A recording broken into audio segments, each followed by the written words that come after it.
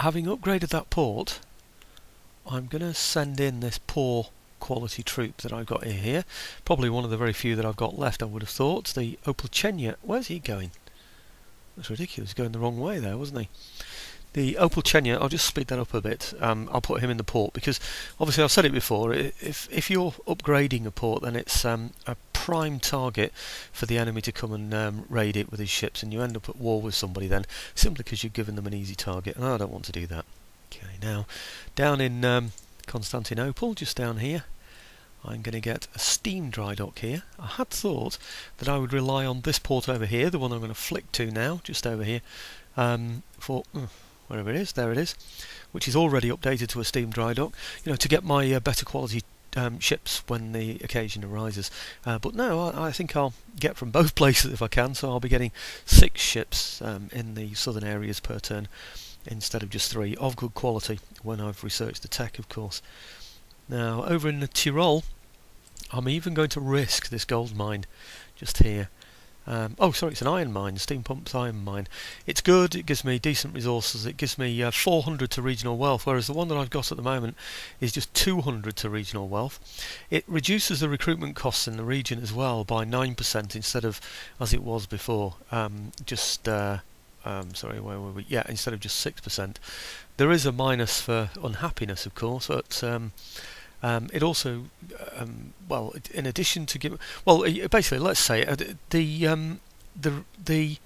-1 recruitment cost for all land units in all your regions. When you bear in mind that I can be spending something like at least 2,000 per turn at the moment, which means that I'm going to be saving 2,000, 1%. 220 every single turn, so I mean that is worth over 10 turns, another 200 in addition to the 200 per turn here. It's going to cost me a lot of money, 540 to build that.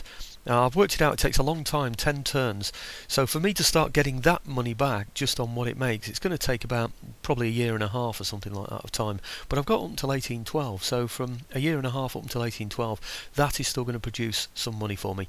I'm hoping it's safe here now, because this is my protectorate, of course, here on the right, and on the left here, they're my allies, the Kingdom of Italy.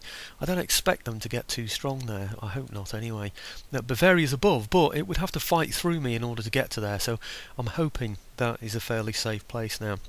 Not that anything's really very safe, but they are quite lucrative, are the mines. So, okay, I was going to get, and this is the risky place, of course, I was going to get a banqueting house. Is it there? Not a banqueting house, sorry, a banking house.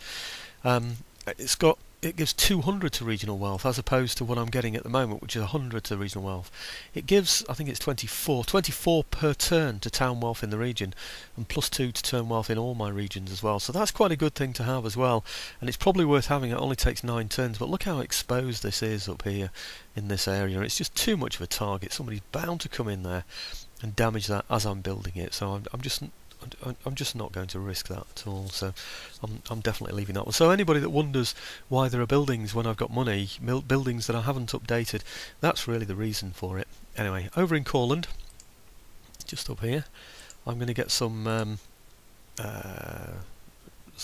Jaegers, because the Jaegers are quite good over there. They're 2 Chevron Jaegers, and I'm a unit down in this army here, this army here, which is one of my new generals, isn't it? It's Al-Sufiev, and like I said, out of his full 20, he's only got 19 at the moment, so I'm going to add some Jaegers to that, because he hasn't got any. Well, he's just got 1 at the moment.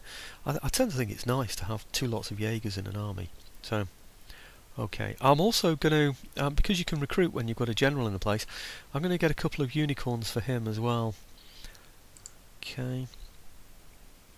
Now, I know it's going to take a while. That's 3 to produce and 5 to get them to me as well, probably because they're coming all the way from Moscow or somewhere not too far away from there. So, but anyway, it's easier for me to recruit from there instead of going to the place I'm going to recruit from and then asking them to move afterwards. Okay, so over in Warsaw, which shouldn't be too far away, should be down here somewhere, I'm going to get some Jaegers in here.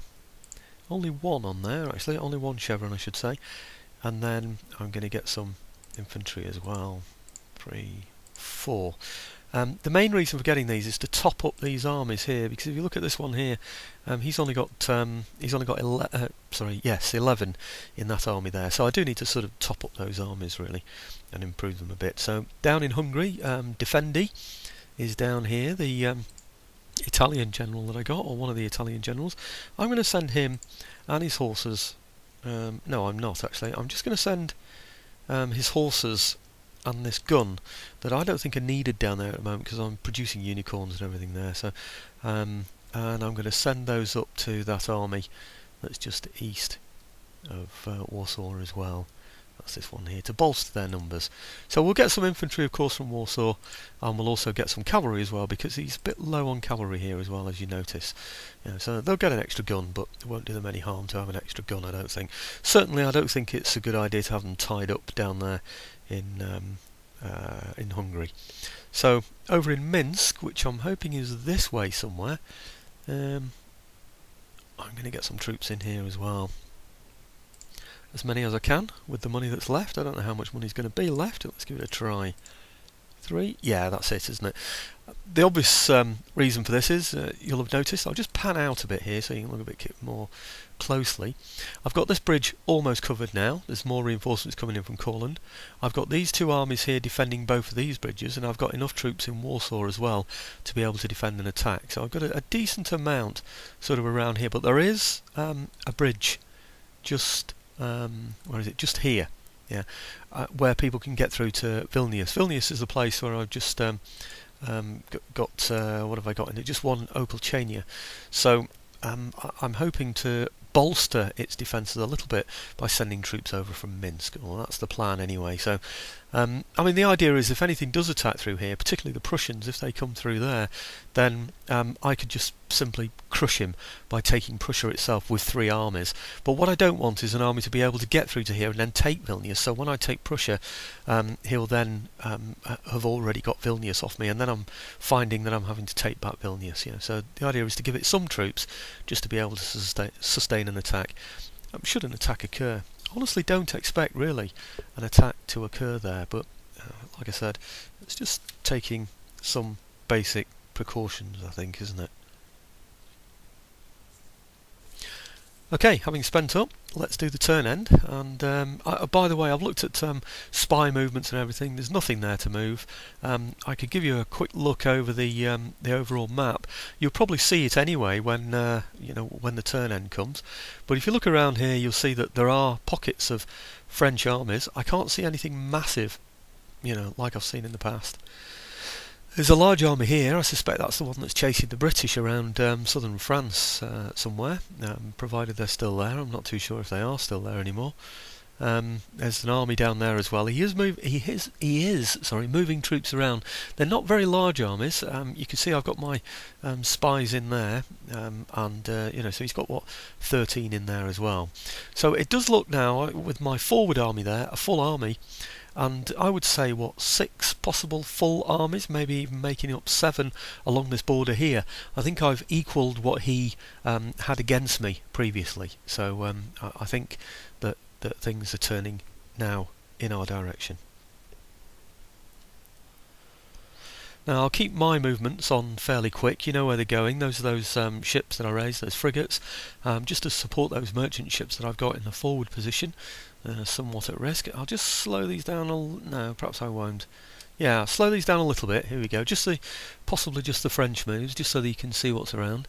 That's Olmutz in Moravia, quite close to me. Quite close to the Prussian border. These are the British. It looks as though they're going along the side of Portugal there, unless I missed my mark. But they want that trade agreement again. They can't have it. I've explained why before. So. What have we got here? Now that's Bordeaux just above it. So these are lots of British ships. They look like they've been in action. That's why you've got the ragged flag. They don't seem to have any troops on there. So maybe they're the ones that did drop off those troops that somebody thought that they might have seen. Spanish movements around about the border with Spain and France there.